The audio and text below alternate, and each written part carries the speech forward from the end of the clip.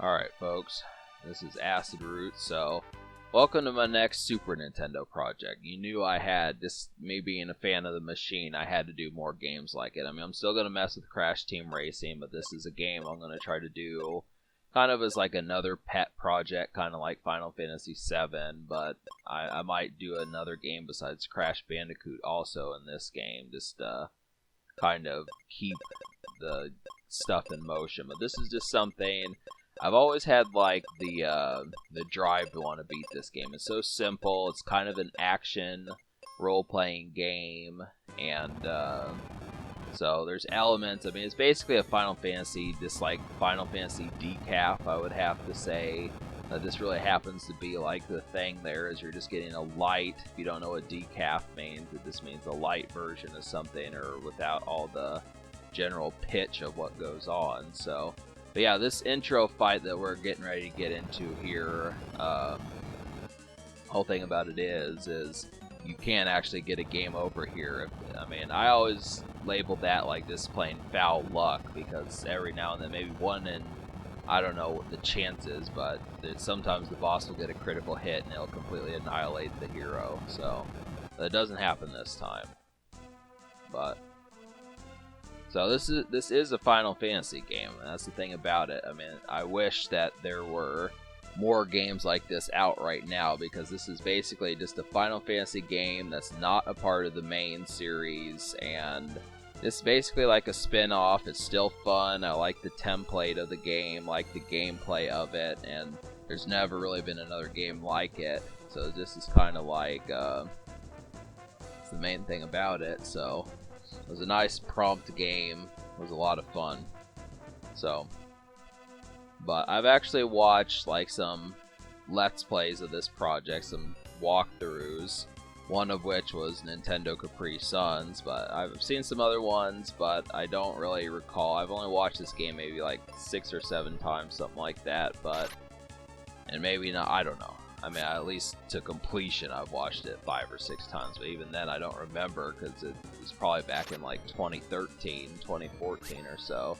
It's been a ways. It's been before this channel was made for the most part, so this is another stellar game. I mean, once again, don't get your hopes up if you're watching this from the beginning and thinking that this game's going to be beaten like in November or something, you know, basically next month or something like that. No. This is another one of those games that this is going to go through a trial. Like, it took me 6 months to beat Donkey Kong Country 2. So I just kind of had to say, I mean, honestly, I probably could have gotten that game beaten like in June or July. Probably just taken 3.5 months, but just got sidetracked with Punch-Out, and then things kept happening. But so I am gonna basically try to apply it to where you can actually read the dialogue, because I feel like the dialogue is important. I like role-playing games enough to be able to say, you might want to know what some of these characters have to say. I mean, this game is not that intricate. It's just supposed to be like a basic and kind of, like I said, decaf version of some of this stuff. But, I mean, most of the time the characters will say like 1, maybe 2 sentences, and that's about all you get. So there's really not there's not like super depth to this game. Most of the characters you're just going to talk to one time, and that'll take care of it. So just understand that. But for what it is, it's still, you know, it still has more layers than other games. So, just trying to think of what else is going on here. But yeah, so if you notice that gray box to the right of Jones's name, so basically, the thing about it is that's your helper. So basically, you've got like an additional party member, and you'll always just have one. And this basically means that that's your party member that'll help you progress through the game. So it's not just you fighting all the multiple enemies by yourself. Now, honestly, the thing I like about this game that it does is just the fact that the computer has the ability to take over. So, I mean, you can manually control the second character, but you can also have the computer do it in case you just want to focus on yourself. Now, honestly, The thing about the computer, though, when you notice that, is the fact that the computer will tend to use up your items. Some people don't like that because the computer will not wait for you to be at like 10% health before healing. It'll be more like 45 or 50% when you'll get health. And if you didn't want it yet, you wanted to get a few more hits in, the computer can use up your items pretty quickly.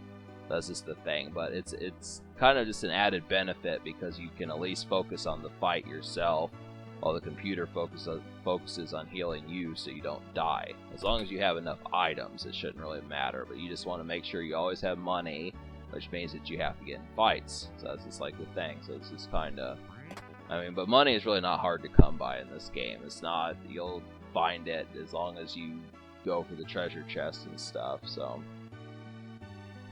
this is the introduction of our first party member, and you're gonna find what happens. I mean, these party members will always wind up having, I mean, you're never just gonna have like a particular party member for very long, so they're gonna get swapped out often. So that's the thing. But this first one is Kaylee, and she kind of has like a tree theme to her. You can tell by her green dress and such. So kind of the thing there. So she's a naturist woman. And really, I mean, the game tries to imply, just by the fact that Kaylee is talking to her mom like that these are actually young characters.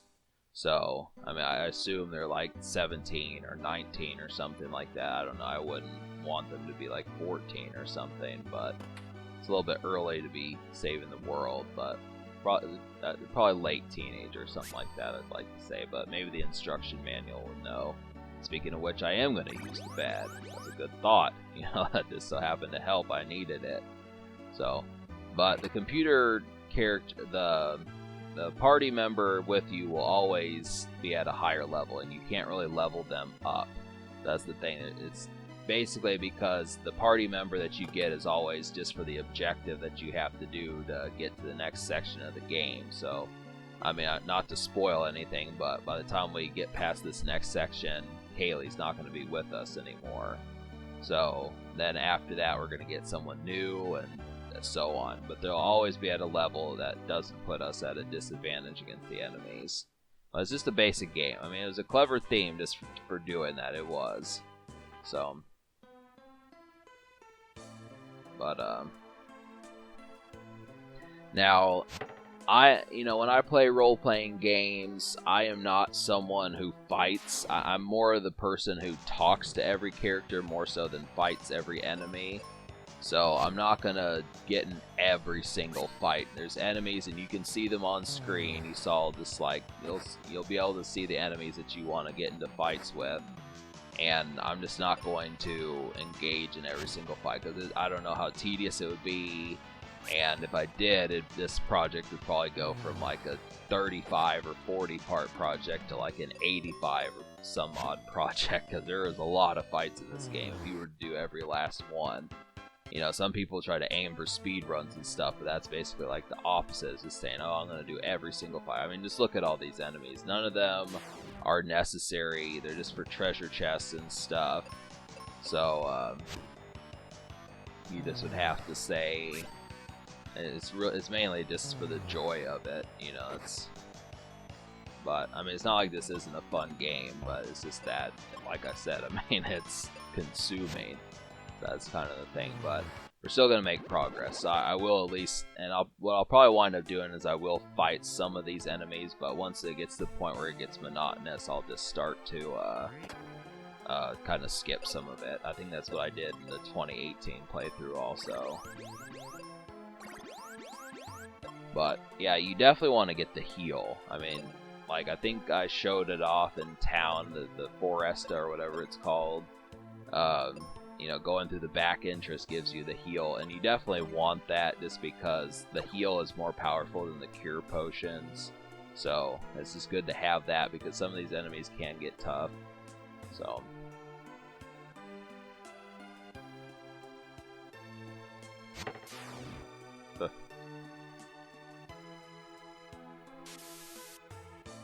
Oh, what's going on here? Something happened to Kaylee. We're still gonna fight. So. Yeah, I do like these enemy designs. They're pretty good. I mean, Final Fantasy has always been good about that. They've always managed to have like pretty stellar enemy designs.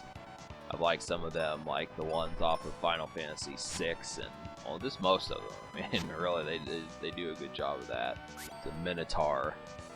Good thing there.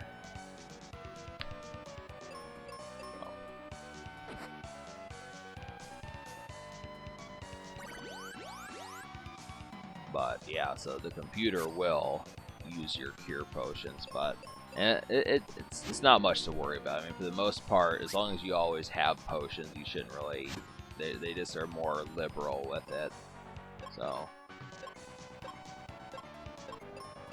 but of course, if the computer gets knocked out, I mean, that's definitely not good. I mean, you're eventually going to get the life spell, and you're definitely going to want that, just because. I mean, obviously, if both characters get defeated, it's game over, so.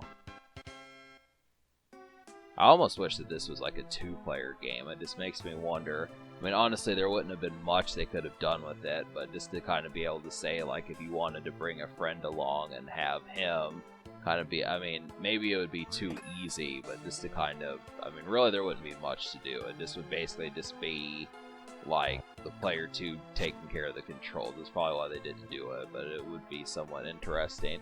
I mean, there's other games, there's other role-playing games for the Super Nintendo that I think have been multiplayer, but it just doesn't happen very much. They need to come up with ways of doing that, you know, because I mean, really, role-playing games are just RPGs, are just kind of quick and to the point. For one, well, they're not quick and to the point, but they're just straightforward, just in being one player. But you know, they need to come up with a way for having others engage. You definitely, you're gonna, as we go through this project, you're definitely gonna start to notice that this does become like a night session game. I knew of that, and I continue to know of it. It's just as far as saying. This is definitely something you can get pizzas to. If you order a pizza, like right now as I'm saying this, you'll probably have it by the time you get to part 4 or 5, depending upon if you don't pause the video. So, yeah, I would say 3-4 episodes from now, you'll have the pizza on your table and eating it and that sort of stuff. But then you have to understand that we'll probably not even be 20% done with the game by the time we get to part 5. So. Something like that. I mean, approximately. It just depends, but I am going to try to keep it somewhat prompt.